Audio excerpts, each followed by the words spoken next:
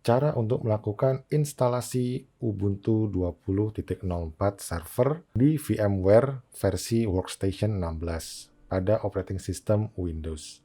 Pertama, kita klik Create a new virtual machine, dan di sini akan ada wizard untuk instalasi. Saya biasanya pilih typical, klik Next, dan pilih operating system, instalasi atau file installer.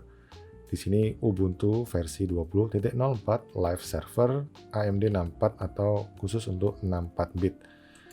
Dan kalian bisa download file ini, link downloadnya sudah saya letakkan di deskripsi. Klik open, lalu next, masukkan nama kalian. Kalau nggak salah nih nanti pada saat proses instalasi Ubuntu-nya ditanya lagi, jadi sebenarnya sih diisi atau enggak, supaya bisa di next aja dulu. Next.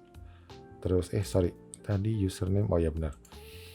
Oke, biasanya saya menggunakan nama virtual machine-nya ini, misalkan 2004 atau LTS gitu ya misalkan.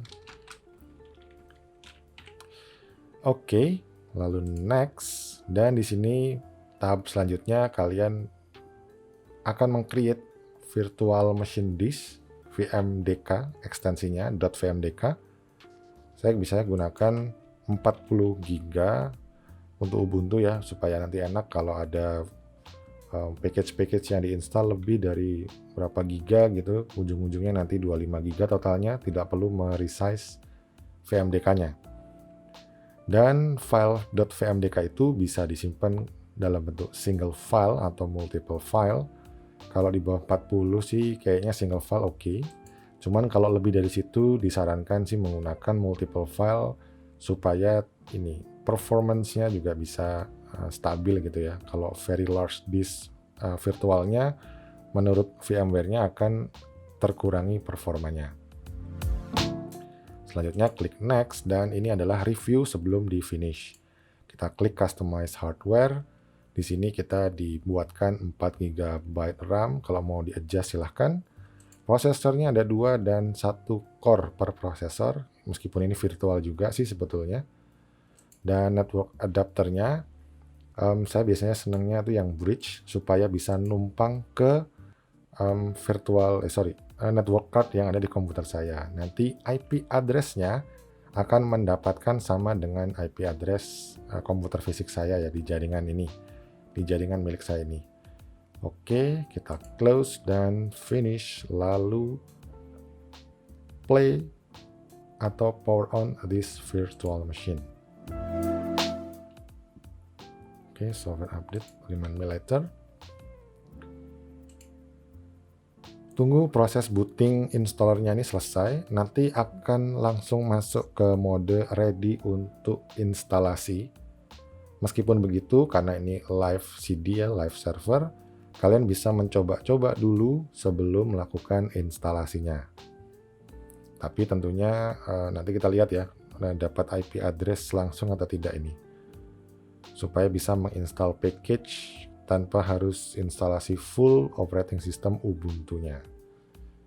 Prosesnya ini nggak terlalu lama. Ini adalah bisa dibilang versi Ubuntu tercepat yang pernah saya install sebelumnya. Biasanya kan agak lama. Sebelum saya membuat video ini, saya pastinya uji coba dulu dong. Instalasi untuk ngetes gitu ya, bisa apa tidak. Itu nggak sampai 3 menit sudah terinstall. Cepat banget saya. Oke, ini sekarang sudah masuk ke mode ready install. Kalau kalian ingin nyoba dulu, pencet panah atas sampai di tombol help ini. Di kanan atas ini, klik enter. Nanti ada beberapa menu, kalian pilih enter shell. Di sini sudah ada langsung masuk ke shell gitu ya, kalian bisa coba-coba. Coba kita tes IP address-nya ada tidak ya. Dapat IP versi 6. Coba kalau ping.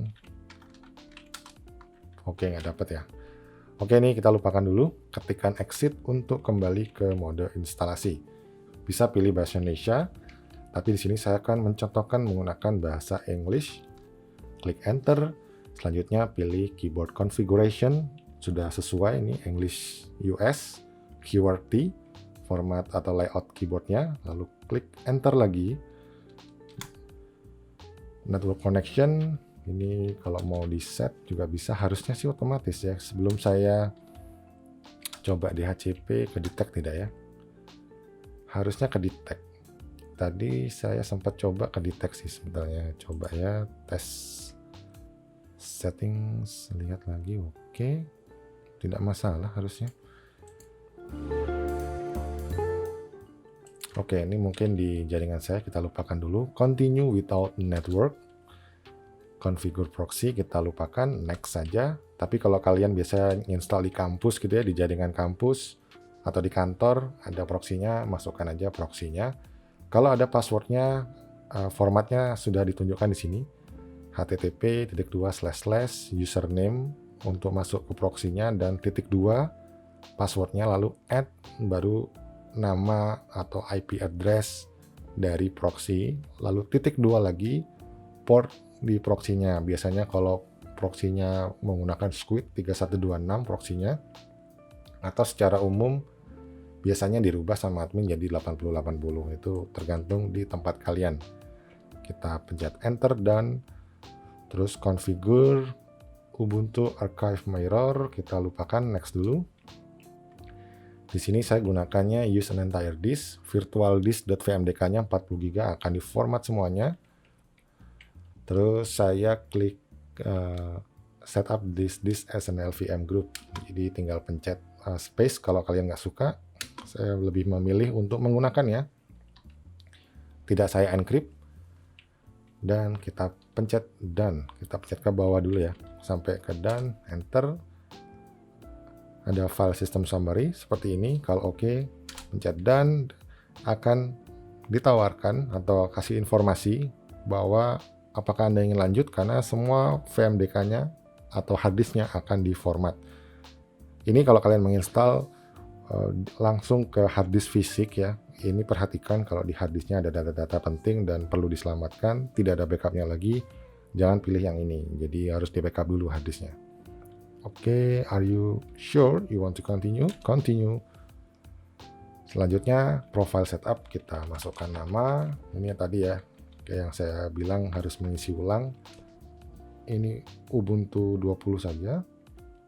Username dan passwordnya. Oke, itu adalah password 123456778 gitu ya. Buat contoh saja. Klik done. Terus SSH setup, kita pencet space karena akan kita perlukan. Import SSH-nya nanti dulu, kita pencet bawah, done lagi, dan tunggu proses instalasinya selesai. Kalau nggak salah tidak sampai 2 menit ini udah selesai, ini cepet banget. Ini videonya tidak saya percepat ya, sengaja supaya ingin menampilkan seberapa cepat sih ini proses instalasinya. Kalau kalian pengen lanjut tinggal di skip aja sampai proses ini selesai.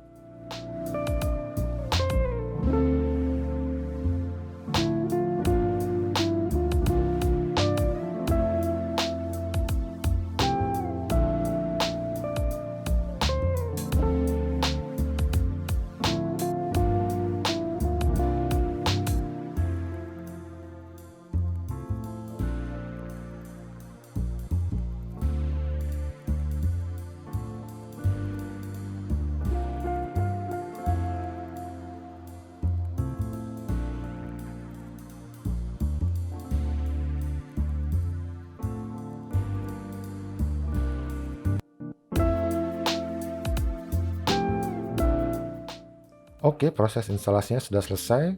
Ada tombolnya reboot now, kita enter saja.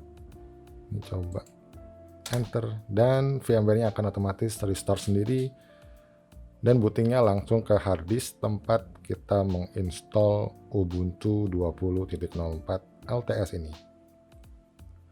Tunggu prosesnya, ini agak lama untuk booting awal. Ya lebih kurang 1 menit sampai 2 menitan.